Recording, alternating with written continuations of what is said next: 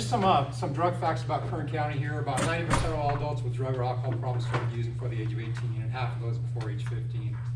Up to 50% of felony prosecutions in Kern County involve methamphetamine, which is a very dangerous drug in addition to fentanyl. About 42% of substance abuse treatment admissions are for meth-related disorders, and parents are the most effective resource in preventing and reducing drug abuse. Here's some trends here that we're going to go into.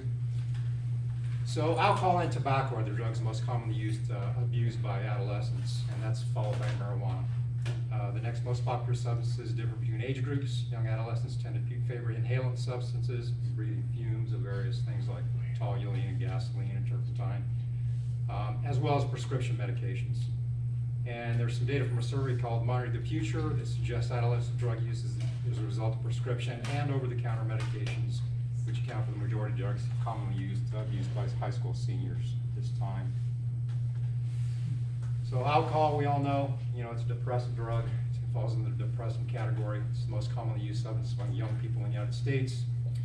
And they're saying the average teenage male starts drinking at about 11 years old. Average teenage female, about 13.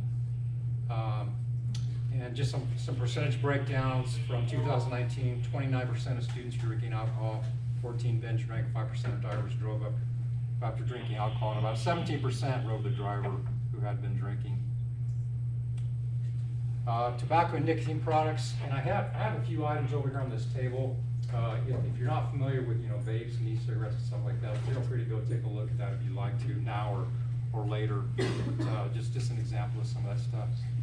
But e-cigarettes or vapes entered the U.S. marketplace around 2007. Since about 2014, they've been the most commonly used tobacco product among U.S. youth. And the two most common types of e-cigarettes are the pre-filled pods and the disposables. They're saying about 3.6 million U.S. youth reported current e-cigarette use in 2020, and that accounts for about 1 in 5 high school students that are using vapes or nicotine products on a daily basis. Here's just an example of some of the vape devices, e-cigarettes and vapes, disposables that they use, and there's some that you can actually look at, pick up, and examine if you'd like to. I think the point with this is that one e-cigarette, one dose from one of these disposable or vapes, as they call them, is equal to 1 pack of cigarettes. So they're getting a tremendous amount of nicotine in their system by smoking these things. So what's the deal about nicotine? Well, it's a poison. Nicotine is a poisonous substance. And a lethal dose for an average adult is about 30 to 60 milligrams, which is like a drop, and can be as small as 10 milligrams in children. Use of nicotine in adolescence harms part of the brain that control attention, learning, mood, and impulse control. And each time a new memory is created or new skills learned, stronger connections, or synapses as they're known, are built between brain cells. And the use of nicotine changes the way synapses are formed in a negative way. And it also, according to studies, can increase the risk for future addiction of drugs. Marijuana, pretty common thing out there. Most of us are familiar with that, but it refers to the dried leaves, flowers, stems, and seeds from the cannabis sativa or cannabis indica plant. THC is the main psychoactive compound in marijuana and is the mind-altering chemical that makes people feel high. It's the most commonly used addictive drug after tobacco and alcohol. And they're saying in 2018, more than 11.8 million adults were using marijuana than the previous year. And that kind of makes sense because that's about the time it became legalized and became more available to a lot more people at that point in time. There's a study that shows that about 4% of 12th graders saying they're vaping THC or marijuana on a daily basis. And look at how the content of THC is going up. And in the 70s, it was 1 to 3%, 1990s, 4 to 6%. Currently, it's like 20 to 33% THC in what they're smoking.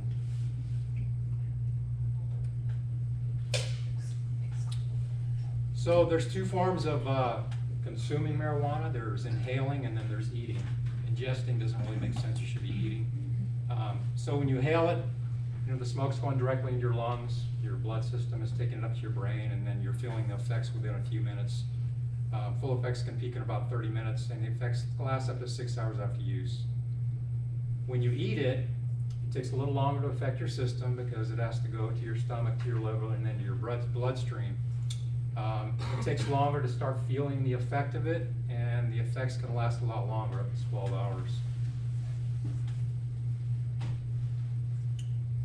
5 most commonly used prescription drugs that are out there right now are OxyContin, which is a narcotic analgesic, an opioid, Xanax, which is an anti-anxiety tranquilizer, and it's abused for euphoric and sedative effects.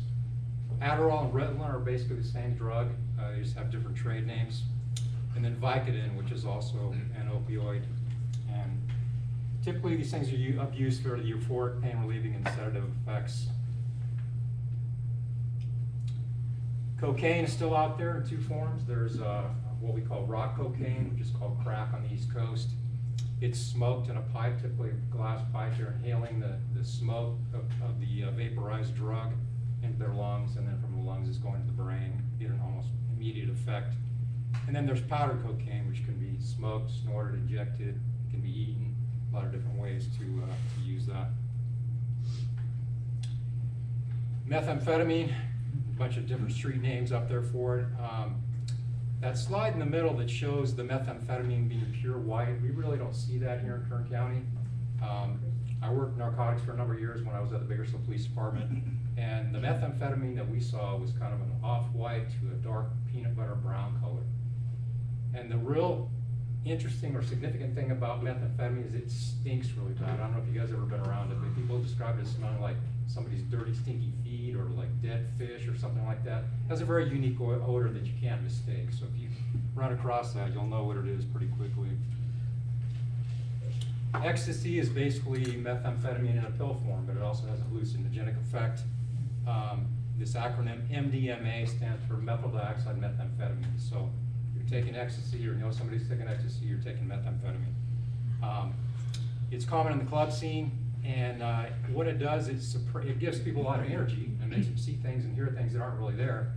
But it also suppresses the need to eat or sleep so that the users can like party for days. And what that leads to is like a very serious dehydration condition where they end up in the hospital. Because you imagine if you're dancing for hours and hours at a time and you're not taking any water or any kind of hydration, you're very quickly going to become dehydrated, and a lot of people have been hospitalized as a result of that. LSD is still out there. It's been around for a long, long time. Potency is so high that the dosages are measured in a millionth of a gram, and LSD is 100 times more potent than psilocybin. Psilocybin is the magic mushrooms people take for the hallucinogenic effect. It's very cheap, doesn't show up on drug tests, and enhances your mood. I think that's an understatement to say it enhances your mood. Actually, people I've seen on LSD are acting pretty crazy. They're pretty out of touch with reality, so that's an understatement. Heroin, that top thing should say synthetic opiates, not synthetic heroin. There's no such thing as synthetic heroin. But methadone, fentanyl, oxycodone, Percocet, Vicodin, hydrocodone are all synthetic opiates that are made in a laboratory. There's powdered heroin, which we don't see here in California. They see it on the East Coast, but it's generally a white to an off-white color, and it's called China White on the East Coast. What we have here in California is the black tar heroin, and none of those pictures really do it justice. Black tar heroin is kind of this dark brown, wet, sticky, gooey looking stuff, and it has a real intense vinegar smell to it. If you get anywhere close to it, it smells like taking a bottle of apple cider vinegar and sniffing it from the open end of the bottle. It has a real intense vinegary smell. But like I said, the others, we don't see those here in California. Fentanyl is the main thing of concern right now. Just a little information about that. It's a powerful synthetic opioid that's 50 to 100 times more potent than morphine. In its legitimate form, it's used as a prescription pain medication, usually to treat severe pain after surgeries or treat people with chronic pain. Doses of fentanyl are measured in micrograms, which is like a millionth of a gram, very small quantities, compared to morphine, which is measured in milligrams, that's a thousandth of a gram. So they're saying it's like cutting a 400 milligram ibuprofen into 400,000 pieces, is the way they're measuring the doses on that. And we have currently, or real recently, have seen this phenomenon of rainbow fentanyl. So they're producing basically pills that contain fentanyl in all different kinds of colors, so they look like candy. And you can imagine if you put a few of them in one of these packages that are shown up here, it'd blend right in. It'd be really difficult for somebody to detect it if they were carrying it around like that.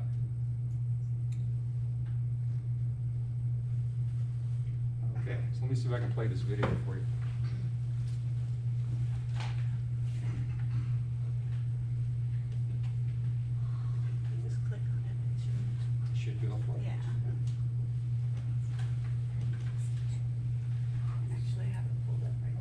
So what exactly is fentanyl? Fentanyl is a powerful synthetic opioid. And by powerful, I mean it's in the same drug class as heroin, but 50 times stronger. And it's 100 times stronger than morphine. It's highly regulated and is really only used for people who are in extreme pain, like patients who are dying. Fentanyl isn't natural, it's synthetic. It's made in a lab, which is why it's so powerful. And a small amount goes a really long way, making it incredibly cheap to produce. So there's supposed to be a video that you can watch rather than just a picture of this guy. Yeah. So what exactly is fentanyl? Fentanyl is a powerful synthetic opioid. And by powerful, I mean it's in the same drug class as heroin, but 50 times stronger.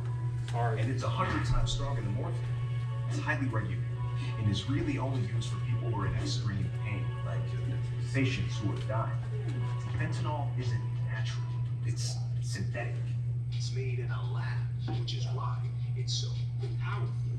And a small amount goes over. Incredibly cheap to produce and extremely addictive. And all that makes it ideal for creating fake pills or fentanyls. But because fentanyl is so potent, you have to get the dosage just right. A couple of micrograms can be the difference between life and death, which makes fentanyls dangerous. I mean, they're not made of some highly regulated fentanyl. They're just whipped up in people's basements and garages where the dosage is never even. So taking one is a bit like playing Russian roulette, except there's absolutely no upside. You're either going to be taking a dud or a pill that'll kill.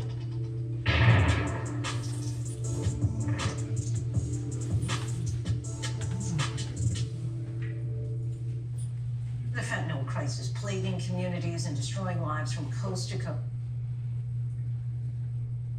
is escalating, and the root causes of this nationwide problem. Tonight, we examine how exactly fentanyl is actually getting into communities. That was working. Yeah. Of course that one was. We're not-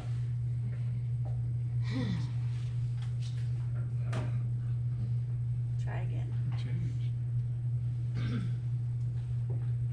So, what's a fentanyl? A fentanyl is a fake prescription pill that looks just like the real thing, except it contains fentanyl. Fentanyl is an extremely powerful opioid, which is mixed together with a bunch of other stuff, then pressed down into pills to look real. They can be disguised as almost anything, from Oxy to Percocet to Xanax or Vicodin. And the scary thing is, fentanyl shouldn't be anywhere near these pills. It's dangerous. We are talking about a drug that's 50 times stronger than heroin. And just a tiny amount, literally a couple grains of sand, can be the difference between taking a dud or taking something that'll straight up kill you. The worst part is, you can't even test a fentanyl. The only way to know if your drugs are legit is if they're prescribed by a doctor. If not, you're getting ripped off. That guy on Instagram or Snapchat who tells you they're legit, he's BSing you. He'll tell you they're real, even though they're not. There are literally hundreds of millions of these fentanyls out there, and they look just like the real thing. I mean, can you tell the difference between these two? What if I told you they're both fentanyls? How about these? Also fentanyls. Convincing, right?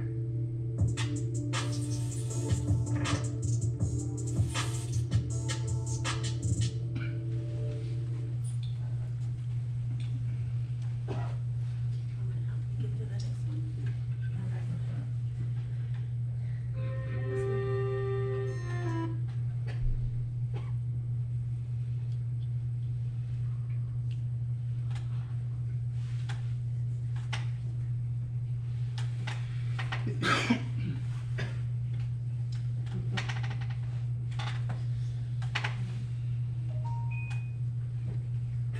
So my wife got me this weird new kitchen knife as a Christmas gift.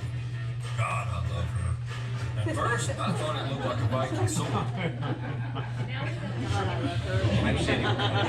Christmas ideas, what you're about to see is dramatic body-worn camera footage involving one of our deputies who was exposed to fentanyl during his patrol shift. You're okay. okay. Don't be sorry. There's nothing to be sorry about. I got you, okay? I'm not gonna let you die. I'm not gonna let you die. It's okay. Just focus on your breathing, okay? Focus on it. I need no kid. I'm Corporal Scott Crane from the San Diego County Sheriff's Department. My trainee was exposed to fentanyl and nearly died. It was our first radio call of the day, and this was Deputy Five Eyes' radio call. He found a white substance that he suspected was drugs. Yeah, it's a powder. Could be cocaine or fentanyl. It tested positive for fentanyl. The stuff's no joke, it is super dangerous. I was like, hey dude, too close.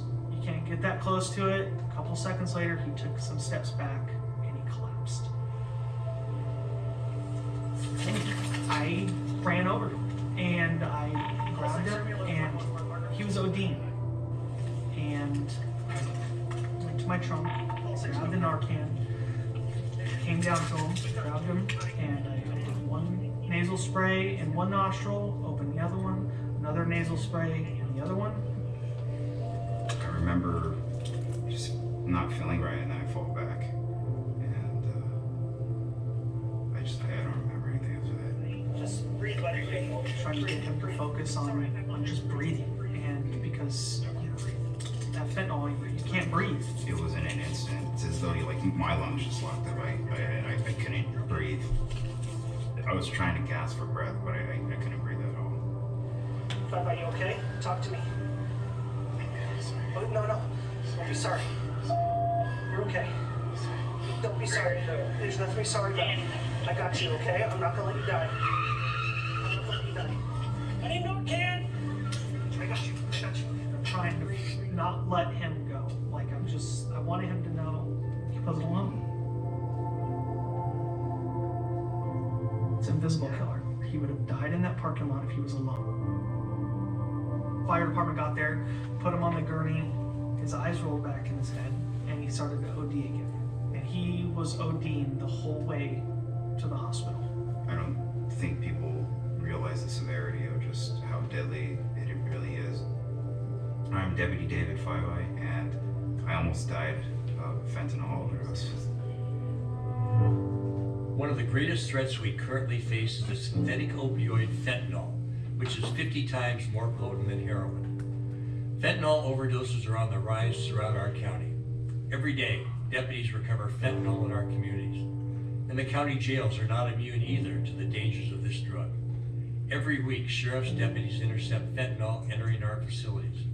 When inmates overdose on fentanyl, smuggled into our jails, deputies and nurses are saving dozens of lives every month by administering naloxone, a medicine used to rapidly reverse the effects of the overdose.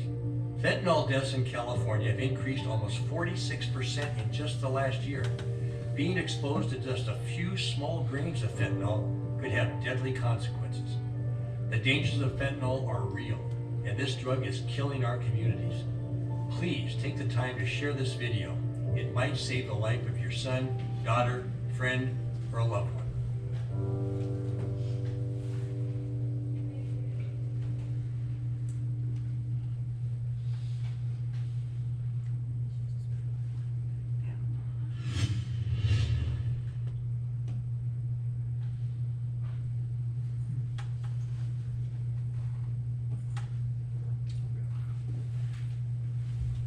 All right, so let me say a couple things about fentanyl, since it's something that's a real concern in our community right now. In fact, throughout the entire state of California. You know, fentanyl can come in several different forms. It can be a white powder. It can look like a prescription pill, like the guy in the video was talking about. It can look like oxycodone. It can look like Vicodin. It can look like ibuprofen. It can look like Tylenol. It can come in various colors and look like candy.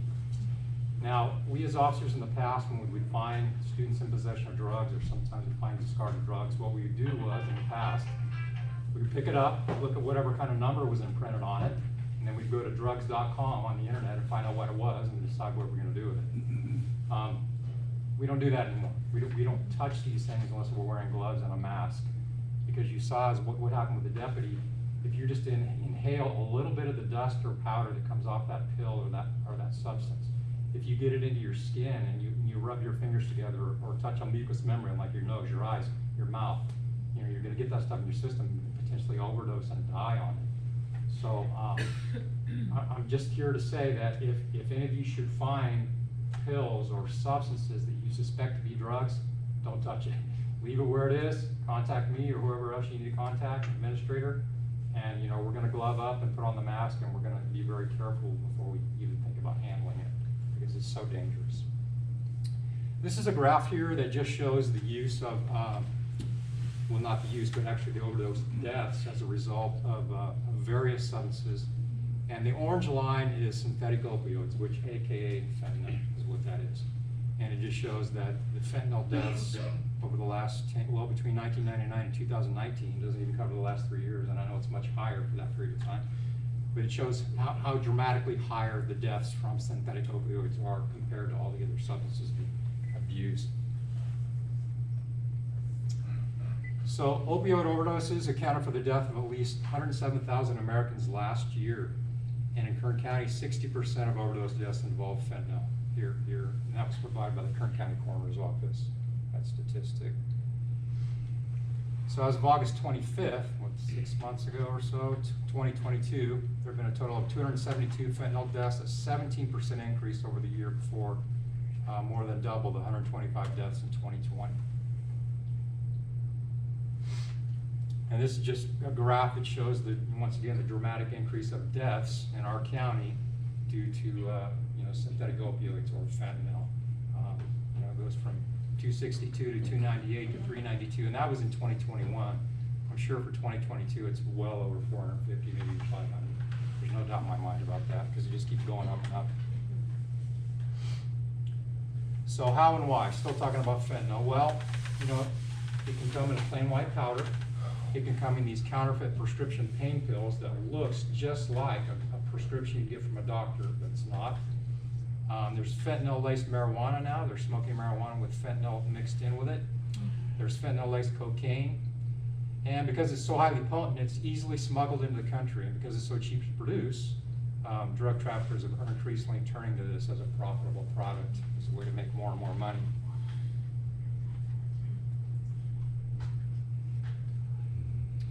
So this is another video. This is about vapes and nicotine use. Let me see if we can get this thing going for you here.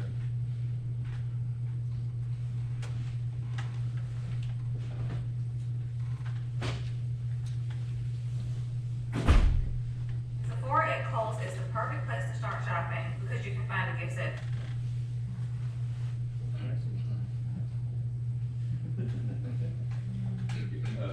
Officer Carter, before we move on to maybe this next video, I know that since When this you're tired presentation and you before, there's some common asked questions, and I don't know if we're moving on from the fentanyl conversation, but from watching that video, there was a lot of conversation on the board where, like how many shots or how many dosage of Narcan does it typically take when somebody kind of goes down?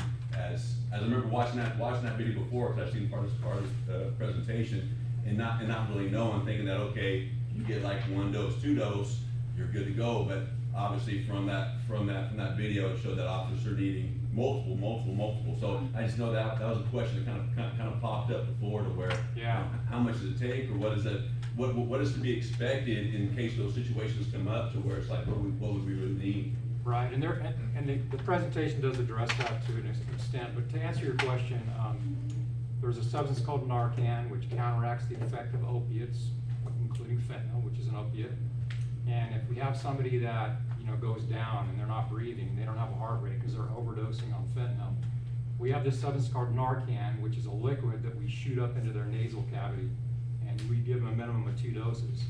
I know that in some cases it might take 4 or 6 individual doses to keep that person going so that they don't die.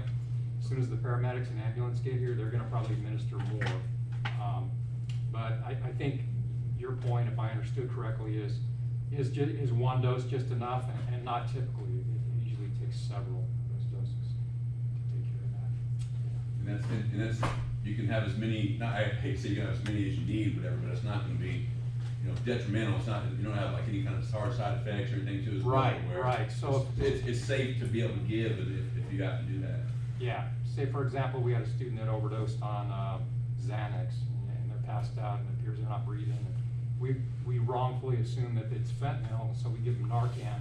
It's not gonna affect them in any negative or detrimental way. It's not gonna hurt them to use that substance on them.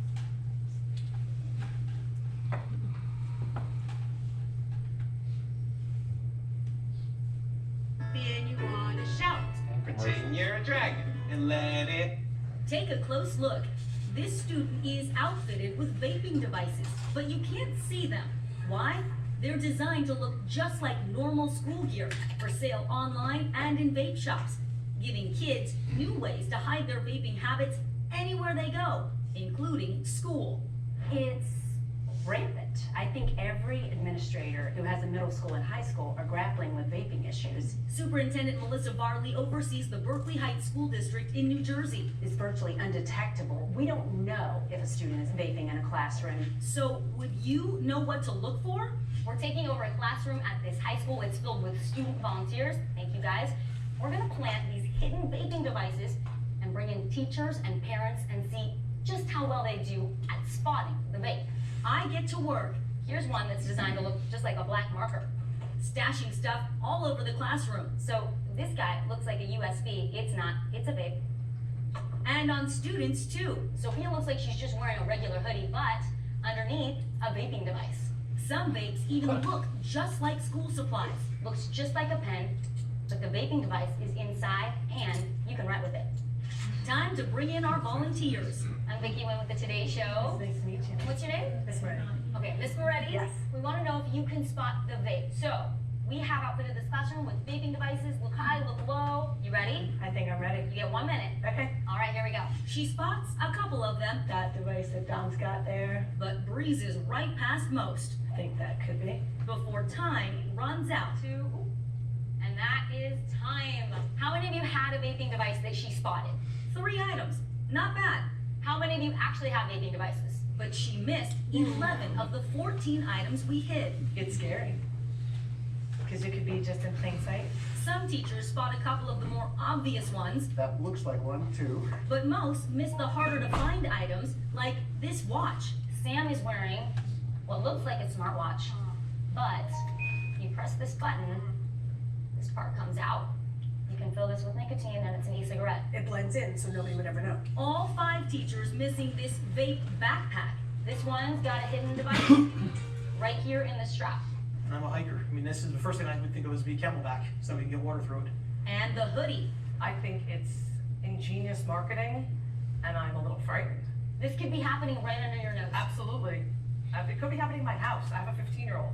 Wow. So now, nobody's. Even this school aide, a retired police officer, missing the watch and pen. It's very disheartening that there's so many out there that the kids can get access to. What about parents? Will they do a better job spotting the vape? I think that's a vaping device. Not this group. He was writing with a pen, but inside the pen, Got me. I'm gonna go home and check pens. Parent after parent also mistaking the decoys for vapes. I was pointing at this one, but that looks fairly suspicious as well. That's just a marker. And they confuse the real vapes for regular items. What did you think this was? Didn't even think to look at that. Probably a marker or an eraser or a highlighter. The most any of our volunteers spotted, just 5 of the 14 items we hid. That's 36%. A failing grade. It's very, very scary. An eye-opening experience for both teachers and parents. If you have to hide something, then there's something wrong with it. Scary to see how easily they can hide things like that. Parents need to be more invasive in their kids' spaces and really actively engaged. Now, we reached out to the Vapor Technology Association. They told us they don't approve of underage use of these types of devices, and they're working to raise the purchase age to 21. I brought some of these items so you all could see. You know, this one looks like a marker, and that's what people would mistake it for. Check that out. This is the highlighter we were talking about, Hoda. Oh, yeah. And then, you know, as you know. Let's show that watch. That's great. Okay. This one, you just pop it out right here, and it tells the time, so you can easily see that there's a digital readout. Right. This is Hoodie crazy. another The one. hoodie. Nobody got the hoodie. Craig, I'll return your hoodie later. But, no, but it's insane. I mean, it's like a vaping thing in here. Vicky, but if you're teaching class, like, wouldn't you see a kid who's like, even if they're You would think so, but they break off into study groups, and that was what the teachers were telling us. You're dealing with 30 kids at Walk a to time. the bathroom, Exactly, yeah. down the hall, and Right. it just makes it so much easier. And when you have a little tiny pen like this, Yeah. that you can actually do Look your at that. homework with. Yeah, that's crazy. It's a real big challenge for teachers and parents, and they were talking about schools have anti-tobacco campaigns. Check to see if your district has one like the one we were at.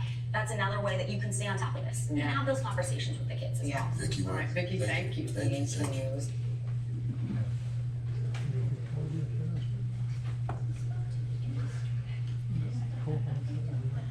Oh, well, I know Mountain Lateral 2 years ago. Really, which one? One of the guys.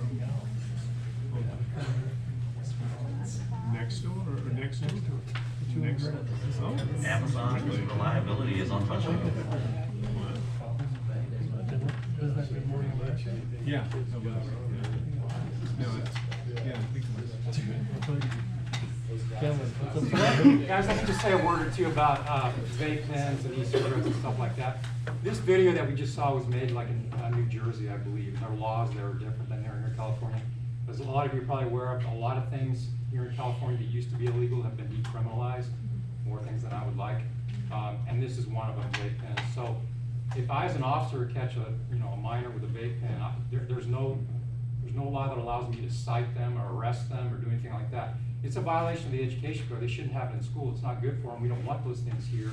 But it's not something where I can come over and issue some sort of punitive punishment where they're going to have to go to court or something like that. That law has been eliminated in California. Thanks, Governor Newsom.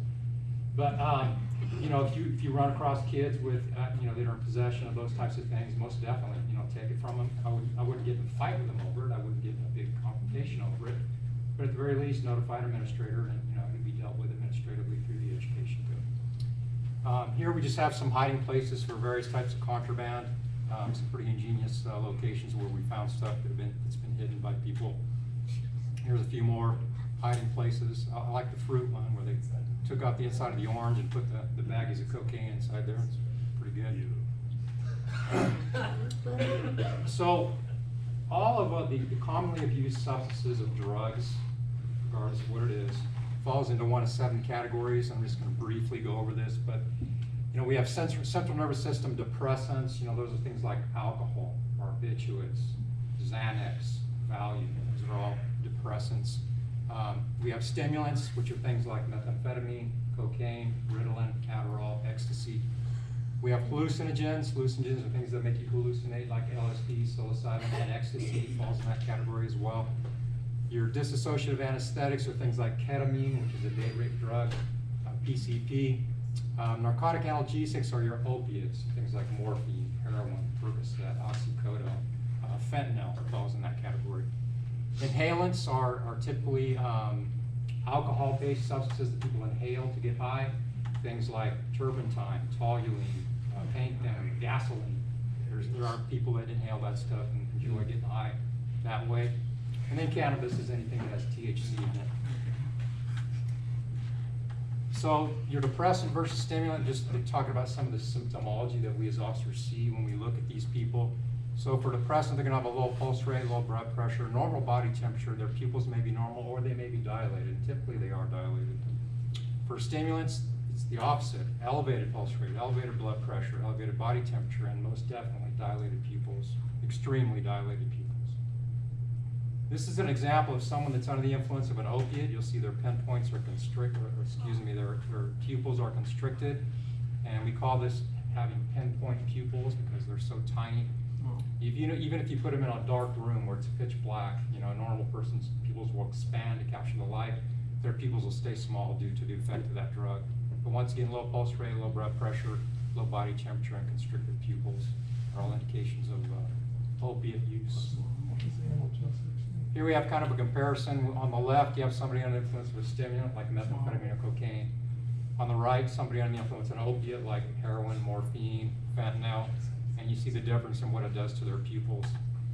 The bottom is kind of a composite of the two, so you can compare one side by side, but keep this in mind. If you actually saw a person like that with one dilated pupil and one constricted pupil, that's indicative of a traumatic brain injury, so you probably need to call the paramedics on that pretty quickly. Nystagmus is another thing we look for as officers when we're trying to determine if someone's under the influence of various substances.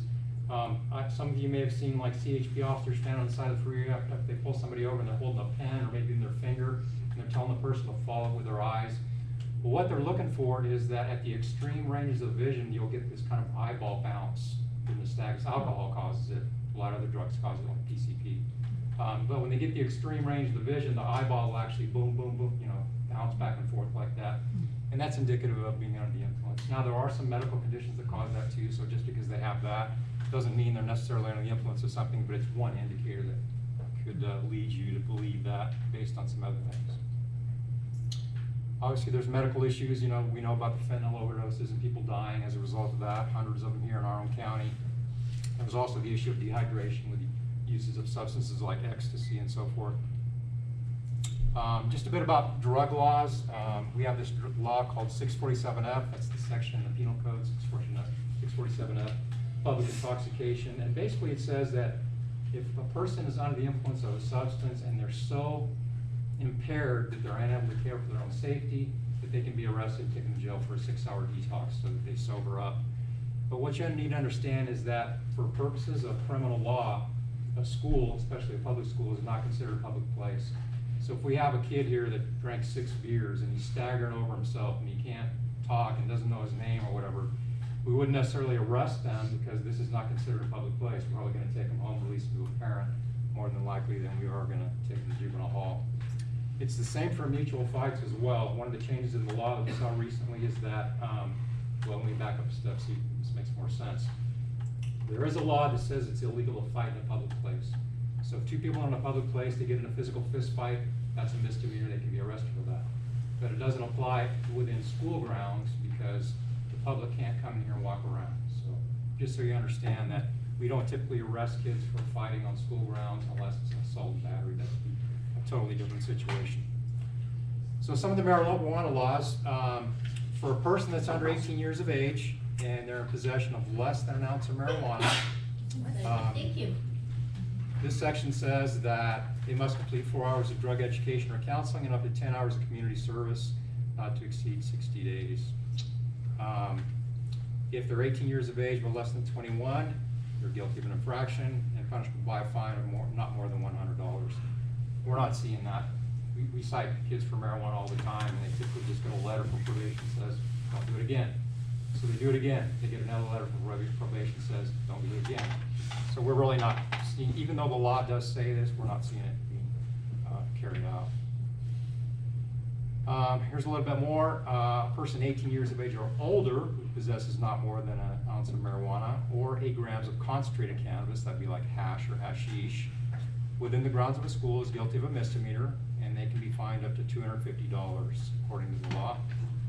And the other one, we already saw that. Person under 18 years of age, possession of less than an ounce of marijuana is guilty of an infraction. And they're punished in the same way, the 4 hours of counseling and up to 10 hours of community service. So it's basically a slap on the wrist to have marijuana. There's not much of a penalty associated with that at this point in time in California. So there's this researcher and author out there, his name is David Sheff, and he has kind of a philosophy. He's written some books, and based on some of the experiences he had with his children who had drug abuse problems. And here's kind of a couple of things that he's saying that's kind of flowing into the mainstream. One thing he said was drug abuse is almost always the result of kids starting to use early. Genetics and other problems such as stress, trauma, mental illness, or some combination of these factors. And he says the new paradigm is rooted in recognizing that drugs are a symptom, not a cause, and whatever problems underlie them must be and can be addressed. Until they are, our prevention and treatment systems will continue to fail most people.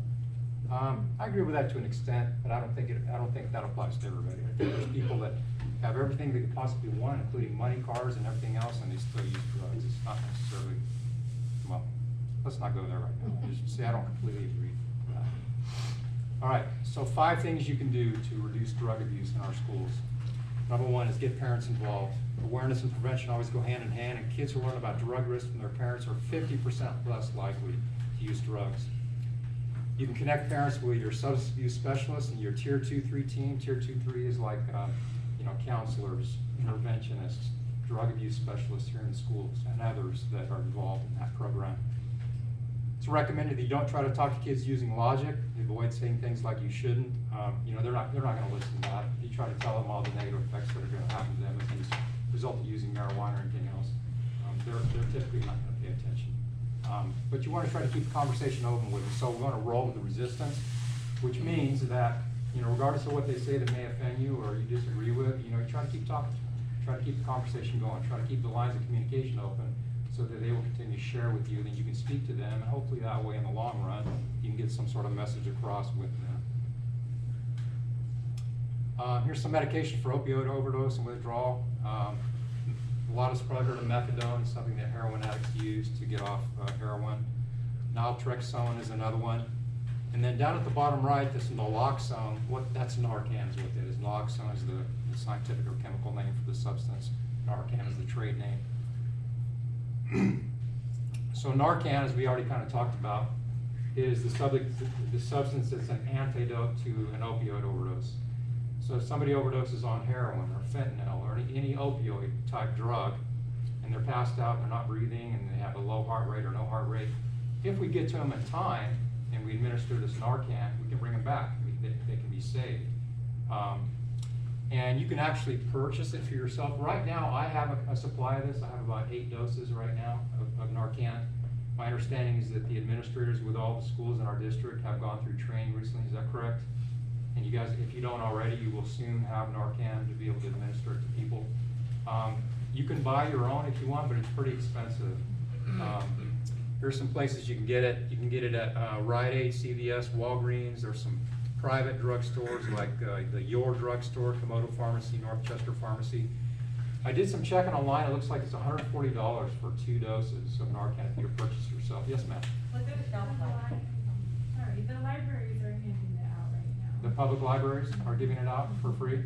I did not know that. That's good to know. Yeah. So it's better paying $140 if you want to have some. But you know, Emily, correct me if I'm wrong, was someone going to be here that had experienced? Yeah, our nurse that we share with East Tide, she may be tied up on something else. Okay. Oh, she's out sick today. Okay, so I probably can't give you all the details that she would have, but we had an incident at East High School last year where our officer up there came across a girl who was passed out, laying on the ground, not breathing, no heart rate. She was turning blue, about ready to die. You know, maybe she was in the first stages of death. And he and the health nurse up there immediately started administering Narcan. They brought her back, and she survived. And you know, they got her to the hospital, and she was in the hospital for a while to go to treatments and additional Narcan administrations. But she lived, and it's a good example of the fact that if we have access to this stuff, we come across kids that have these issues, you know, we can hopefully save them. So just some national resources, if you're interested in that, you know, for students that have used drugs. There's some local Kern County resources. I would point to the Kern County Behavioral Health and Recovery Services. I've dealt with them several times. They're really good. They're really helpful. Just last week, I had to go take a student over there regarding an issue, and they were all at lunch, so I figured, well, I'm gonna have to wait for an hour because they were at lunch, but they actually sent somebody out immediately, and this lady missed her lunch to come and help me with a student who was having a problem. So I have a very high opinion, and I think they're doing a good job, and I would highly recommend them. If you have a student that you suspect has drug issues, you can fill out a referral with this Kern County Behavioral Health and Recovery place. You go online, fill it out, send it to them, and they will make an effort to contact the student and provide some help if they can. Of course, the student has to want the help. If they totally refuse, there's not much they can do. And there is a county-sponsored drug rehab program for students that need that. It's called Gateway, and they're online. There's a referral process for that as well. And that's about it. So are there any questions that anybody has or any comments? Yes, ma'am. Is there any reason why some people will just barely touch the fentanyl and like you see that, you know, they pass out just by barely touching it, whereas other people take fentanyl and as a regular? Yeah, so this stuff is bootleg, right? Which means there's no standards in terms of how it's processed. The percentages of drugs in a particular batch are going to be totally different from the next batch. So you might have a person come in contact with a batch of fentanyl has a very low concentration, and it's not gonna affect them all much, and then the next person might come along with 3 times as much or 10 times as much concentration, it's gonna affect them a lot more. So I believe that's the reason why we see that happen. But they say when you're talking about pure fentanyl, just like, you know, the quantity of like 2 or 3 grains of sand, getting that into the mucous membranes is enough to kill you. So it's really, really dangerous stuff. Anything else? Comments, questions? All right, thank you guys. Hope you enjoy the rest of your afternoon.